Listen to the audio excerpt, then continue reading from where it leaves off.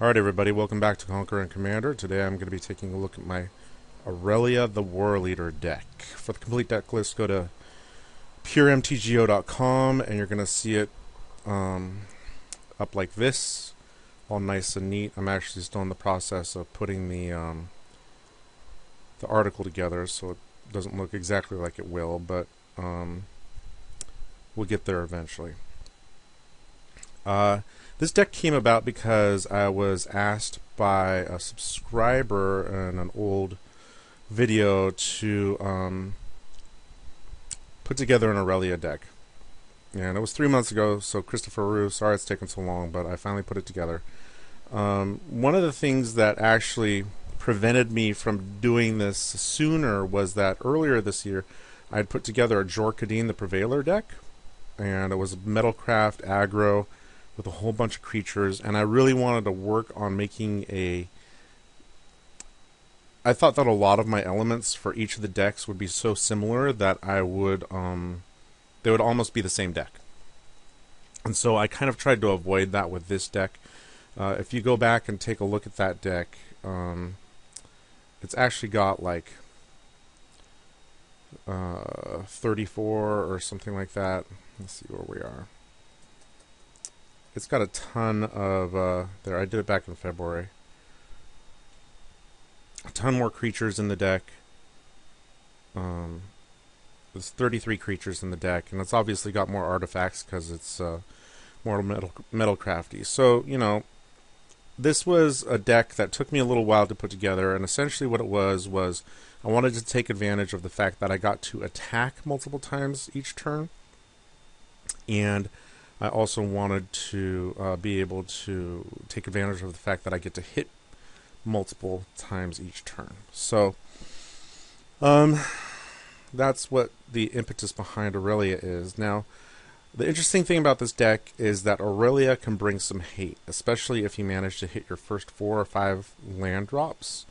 People aren't really used to seeing Boros decks hit their land drops consistently, and when you do, it scares the crap out of them, and all of a sudden you get a target on your head, even if you've only got like one creature out there. Before we get into a lot of that stuff, though, let's just talk about the elements of the deck. The first up is card draw. As we know, Boros has a hard time with card draw. I'm keeping that. And so we got Staff of Nin, Mind's Eye, Reforge the Soul, Mask of Memory, just so that I could sift some more Sword of Fire and Ice, which works well with the damaging. Wheel of Fortune, Mentor of the Meek. There is a slight token component to the deck, just because I wanted to make a decent number of dudes. And Mentor of the Meek seemed like a good way to take advantage of that. Scroll Rack isn't technically draw, but it works really well when you have land tax out there. And then Skull Clamp, again, works with all the little dudes that I can make. As for removal and destruction, Austere Command, Return to Dust. Return to Dust is important because even though Theros isn't out online just yet, it will be soon, and you're going to want to have ways to deal with the gods out there. Wrath of God, Chaos Warp deals with gods as well. Orum's Thunder, Wing Shards, Revoke Existence, Swords of Plowshares, Path to Exile, and Strip Mine. Now, like I said, there is a minor token component. Assemble the Legion just seemed good, even though I never got it out. It seemed like it would be good. Goblin Assault, sometimes it does nothing, sometimes it works really well. Malicious Pride is a goofy card that I felt like I wanted to give it a shot, especially if the deck has the possibility of dumping its hand pretty quick sometimes, and so it's just nice to have additional attackers out there. You may be like, that's such a crappy card. Well, you know, like, my goal isn't to like necessarily win like with a soul-crushing deck that can just curb stomp all your opponents. I mean, it's nice to be able to win, but like I like to play with different and unusual cards every once in a while. That's why I've got that guy. And then White Sun Zenith and Elspeth. Elspeth also helps your guys attack as well. Tutors are Stone Hero Giant, Stoneforge Mystic, Godo, and Enlightened Tutor. Yes, this is all pretty much the exact same right here as my Jorkadeen deck, and I've also got all the swords in this deck as well. Mana help includes Solemn Simulacrum, Boros Signet, Boros Keyrune, Knight of the White Orchid, Land Tax, Tithe, Soul Ring, and Mana Crypt. Again, a lot of this whole area is pretty similar to what I had in Jorkadeen. So now we get to the area of stuff that's good when you attack, and not even necessarily connect. Agros Kos. This is another goofy card that, if at first you're like, why the hell is he playing that? Well, it buffs all your red guys, and Agros actually can go from a 3/3 to a 5/5 with his first attack to a 7/7 with his second attack. So he can actually get pretty big if he's attacking with Aurelia out there. And, he can pump all your red dudes and even help with the defense on your white guys. So I liked him. Urabrask was just a haste enabler. Hero of Oxid Ridge I liked because he was hasty and he had Battle Cry. When you have Battle Cry, make sure and stack things correctly so that you can get your tokens, like Hero of Bladehold tokens, to get their bonuses. You'll also get bonuses with your Malicious Pride guys too as well, because they're attacking. Hellrider seemed like a lot of fun with my minor token sub theme and dealing additional damage. And then we've got Inferno Titan and Sun Titan. So both of these are just overall solid cards. Now to help hit harder, I really kind of push the double strike theme a lot. So there's a couple of different double strike dudes in here, and ways to hurt people. Fire Shrieker, and then swords, Feast of Famine, Light and Shadow. A Johnny Caller of the Pride not only makes your dudes bigger, but can also help with the double strike as well. Mirren Crusader has double strike. Silverblade Paladin, double strike. Archangel of Thune, when you put double strike on this guy, she gets big quick, and she makes your whole army big at the same time. It's awesome. Blinding Angel, I liked using just to kind of shut other people down out of their attack step when necessary. Double strike doesn't necessarily work with her, but just hitting once does, and that's always nice. Falcon Wrath Marauders is another goofy card that I think a lot of people will be like, why the hell is he playing this? And again, if you get this guy double strike, he can get real big real fast.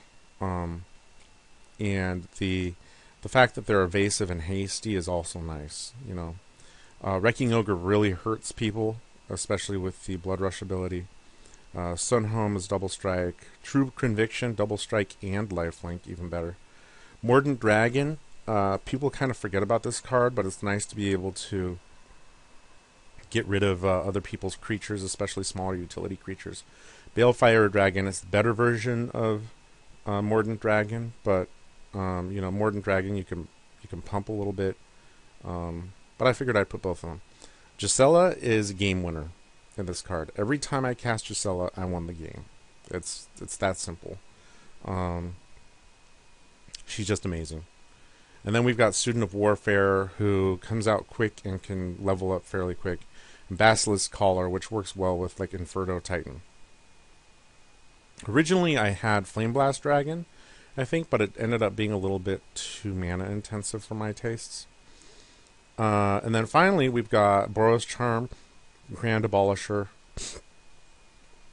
and Boros Fury Shield. People don't expect Boros Fury Shield at all, and I managed to hit people for 12, even 15 damage with this bad boy. So, is it as good as Condemn? Probably not. Is it fun? Yes, it is. The deck only has 24 creatures in it, but that's sort of offset by the fact that it has token-making capabilities. The deck has 38 lands, including stuff like Ancient Tomb. It's got all the available fetch lands because your color requirements are kind of tough. There's a lot of double white and a double red in this deck, and you don't want to be stuck with a bunch of red stuff and only plains. There's also Slayer's Stronghold, which is nice if you have the extra mana. And then Mirren is just a sack outlet and way to gain some additional life. So that's essentially the deck. Aurelia is a really strong creature. I had some other goofier cards in here. I mean, it's possible you could do an Eldrazi deck and then annihilate the crap out of people. I didn't go that route. There's some other ones I'm trying to remember here. Oh, okay, I remember. Let's see. Gleam of Battle. I put this card in my deck initially because it's essentially an Archangel of Thune for your whole team. But it's a 6 mana enchantment that doesn't do anything when you immediately cast it, and it just seemed really expensive for the effects, so that didn't make it. The other one I tried, and actually worked well, but had its own issues, was Curse of Stalked Prey. You put this on somebody who appears to be very strong or very annoying, and it makes people attack them. So that's cool. The problem with it is you can only curse one person at a time, and as soon as that person dies, the curse goes away, and that's sad. So I did use this to effectively knock an Arkham Dagson player off the table before he was able to really get anything going. But again, I didn't like losing it once the person died. There's a bunch of other like cards with double strike that I didn't put in. There's Markov Blade Master, I think, is the one. Like Avatar of Slaughter wouldn't have worked well in this deck. Hound of Gristlebrand just didn't do enough. Markov Blade Master seemed like it'd be cool, was not good enough. Rage Reflection is another double strike enchantment and not as good as the True Conviction. So anyways, like I said, the deck can bring some hate because Aurelia is powerful. She does have the ability when you bring her out to just hurt people, and especially if you have some other big beaters or something with swords out there as well. The deck did a pretty good job of finding the card draw it needed when it needed it. It's not like an ultra powerful, almighty, like soul-crushing deck, but it was fun. I enjoyed it, and it did win its fair share of games. I do have to apologize, however, a lot of the games that I won with this deck, the replays did not work, so we're kind of stuck with what we got here, and I wanted to get this out to you guys sometime soon. Alright, so anyways, stick around, check out the game replays, and hopefully you like it. Thanks.